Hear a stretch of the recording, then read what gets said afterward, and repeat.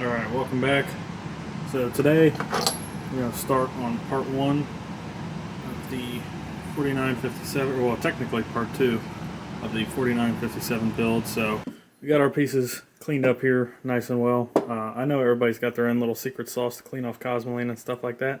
My secret sauce is literally scalding hot water and Dawn dish soap. So there's our slot. Slides all the way through perfectly. And then when it comes to setting the gaps in your parts, do is take a pair of calipers, measure one of these vent holes at the largest distance, set that as your minimum gap, and then you're going to work that gap out just a hair more to account for weld shrink. Alright, we're back. We've got the receiver tube welded up the rest of the way. We've got our denial bar for the bolt has been put in right there. Not too bad at all. So now, no matter what, an original full auto fire control group will not fit, and also an original full auto bolt will never fit. Alright, so here we are. We're all welded up. Doesn't look half bad. And on the underside, there we go. This is now permanently modified to be semi-auto only. And as you can see, we made the cut in our fire control group right there on the ears.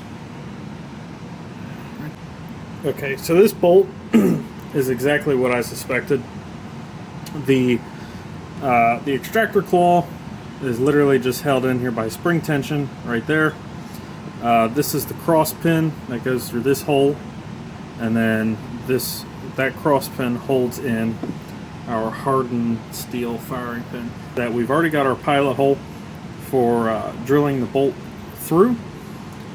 So keep in mind, what we're doing is we're making a spring-loaded firing pin up here.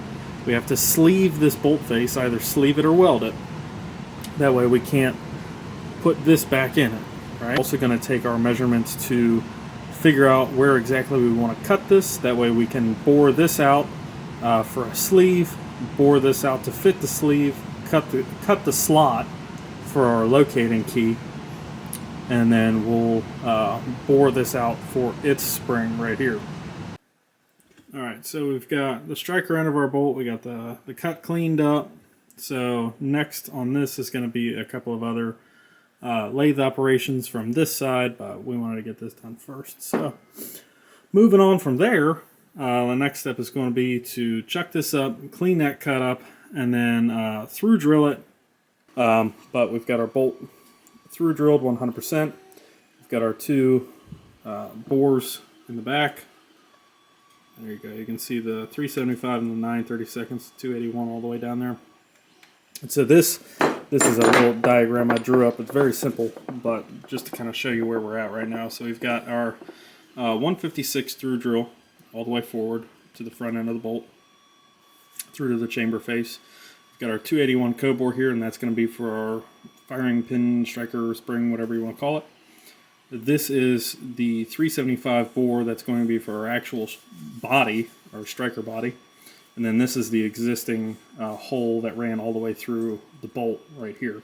So 634 by 850 deep. So this is going to be the striker design. Alright, so here's where we're at. We got the back half of the bolt cut for the denial bar, so this moves in and out of the receiver nice and easily now. We got the front part of the bolt. We have our cut made for not only this is to slip past the denial bar, but this is also going to be where our striker tail end comes out in order to get struck by this end of the bolt. So the bolt's been split, it's been cleaned up. We've got the inner diameter of this back half bored out in order to accommodate the sleeve. The sleeve's been welded into the front half of the bolt. The front half of the bolt's been drilled all the way through. It's been sleeved up at the bore face, at the chamber face, and it's been drilled through in order to accommodate a new firing pin. We've got our two separate bores here in the middle in order to accommodate our striker extension thing, whatever you want to call it, along with a spring. And then we've got our denial slot cut right here in the back. We've got another denial slot cut right here. in order to let these two pieces go in and out of the receiver tube independently of each other. So here's where we're at right now with the front half. You can see here is our striker extension dealio right here. So let me take this apart. Like I said before, we're using the charging handle as our retention and as our actual stop for the depth of the firing pin. That way we don't go puncturing primers and things like that. Let me take this apart for you. So there's our charging handle. Our charging handle is unmodified. So here is our firing pin striker extension thing, whatever. So as you saw, we had to grind down this piece of drill rod in order to fit the breech face collar, and then obviously turn it into a firing pin. And then here's our spring, and then here is our striker extension thing, whatever you want to call it. So this is a piece of 374, 373 diameter steel that's been turned down. It's got a separate turn down. Well, it's not gonna focus on that, I don't think. Nope, not gonna focus on that. But it's got a separate turn down. There you go, right there. In order to go a little bit farther into the second bore down there in the bolt. That way we get a little bit more firing pin travel. It's got this slot cut in here, which is what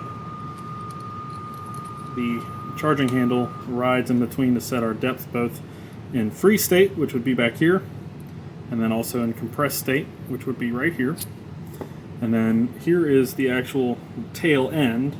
You can see I had to do a little bit of fiddle farting fucking around in order to get this just exactly right. This is a piece of key stock. This is hardenable key stock, and it's been welded to the back of that 373, 374 diameter turn down piece. It's been welded there, along both back sides, right there and right there. And here is the actual tail end that gets struck by the other end of the bolt. Alright, so you can see with just the spring in, without having the charging handle in, you can see that's how much tension is getting put on this piece right here. And this is to prevent this striker piece from, when the bolt slams in the battery, from just bounding the firing pin into the cartridge and creating a slam fire situation. So let's get this in here. Alright, there we go.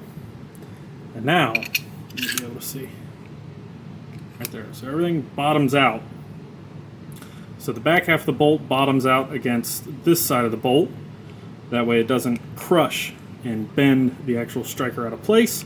The striker bottoms out on the charging handle, and that way it doesn't create too much tension and deformation on the actual tip of the firing pin. So right now, I measured it out. Our firing pin protrusion, when in the free state, we're going to clip it off right there.